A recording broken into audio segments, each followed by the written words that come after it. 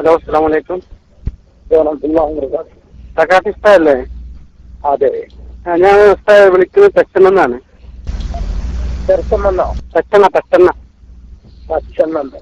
നമ്മള് ചൊവ്വാഴ്ച പരിപാടി പറഞ്ഞിരുന്നല്ലോ. അപ്പൊ ഉസ്താദ് പരിപാടിക്ക് ഉണ്ടാവില്ലേ?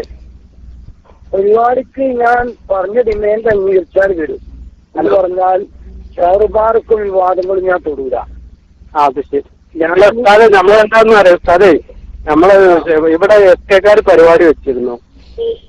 അവരെന്താ പിന്നെ എന്താ പൂലോട് അറിയുന്ന ഒരാളെ കൊണ്ടുവന്നാണ്ട് പരിപാടി വെച്ചിരുന്നു.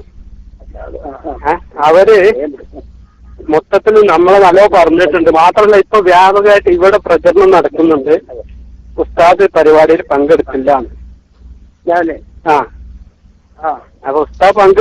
അപ്പൊ ഉസ്താദ് പങ്കെടുക്കുക എന്നുള്ളത് നമ്മളെ പിന്നെ നിലനിൽപ്പിന്റെ ആവശ്യമാണ്. അതിന് ഞാൻ പങ്കെടുക്കാം. പക്ഷേ എന്തിൽ നിന്ന് നിങ്ങൾ എസ്ക്ക് മറുപടി ഒന്നും പ്രതീക്ഷിക്കരുത്. അത് അങ്ങനെ ഉസ്താദിന് നമ്മളിപ്പോ മുജാഹിദുകൾ ഇവിടെ പരിപാടി വെച്ചിട്ട് അതിനൊരു മറുപടി വെക്കല്ലല്ലോ ഉസ്താദ്. എന്നാ പിന്നെ വേണ്ട, ക്യാൻസലാക്കിക്കളി.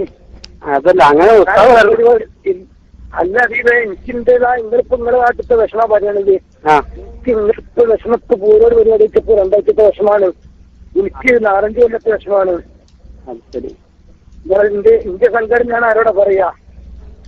അപ്പൊ അങ്ങനെ ഉസ്താദ് എന്താ അടുത്ത് വന്നിട്ട് ഇന്നെ വെല്ലുവിളിച്ചിട്ട് ഞാൻ മറുപടി പറഞ്ഞിട്ടില്ല. എനിക്കറിയോ ഉസ്താദ് കണ്ടോ? കന്നഡ വെച്ചിട്ട് 10 നാള് ഇയാൾ ഇപ്പൊ എവിടെയും ചോദിച്ചിട്ടാണ്ട് വെല്ലുവിളിച്ചു.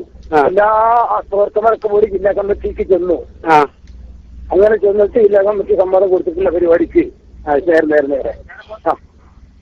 അപ്പൊ അതുകൊണ്ട് എനിക്ക് ചില മറുപടി പറയാൻ ചില വിഷമങ്ങളുണ്ട്. പങ്കെടുക്കും ഉസ്താദ്. പിന്നെ വടച്ചേരി ഉണ്ടാവും. അപ്പൊ വടച്ചേരി നിങ്ങൾ പങ്കെടുക്കുക എന്നുള്ളതെങ്കിലും നമ്മുടെ അത്യാവശ്യമാണ്. അത് ചെയ്തോളാം. എന്നൊക്കെ എന്നെ കൊണ്ട് നഷ്ടമുണ്ടാൻ പാടില്ല. പക്ഷേ നിങ്ങൾ ഉണ്ടാക്കാൻ പാടില്ല, കരുവാക്കാൻ പാടില്ല. ഞാൻ രക്തസാക്ഷി ആവരുത്. അതുകൊണ്ട് 2 ഡിമാൻഡ് ഞാൻ പറയുന്നത് അതാണ്. ഇത് ഭക്ഷണം മറ്റൊന്നും നിങ്ങൾ ഉണ്ടാക്കിയത് ഞാൻ നേരെ വരും. അതിനെ കുറിച്ച് പറഞ്ഞ ആരും ഉദ്ഘാടനം എനിക്ക് തരണം, ഇല്ലെങ്കിൽ ഞാൻ പോരും.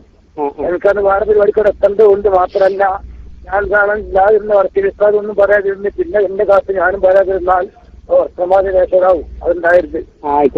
ഞാൻ പറയാതെ പോണ പിന്നെ വർക്കിൽ എന്തെങ്കിലുമൊക്കെ പറഞ്ഞോളും. പറയില്ലാന്ന് പറഞ്ഞാല് ഞാൻ നമ്മളെ എക്സൈസിന്റെ ഇപ്പോഴത്തെ സംഗതിയൊക്കെ ഞാൻ പറയും. എക്സൈസ് മറുപടിയോ അല്ലെങ്കിൽ അങ്ങനത്തതോ ഒന്നും ചെയ്ത് മറ്റവർക്ക് കുത്തിയതൊന്നും ഞാൻ പറയില്ല എന്ന് പറയാം.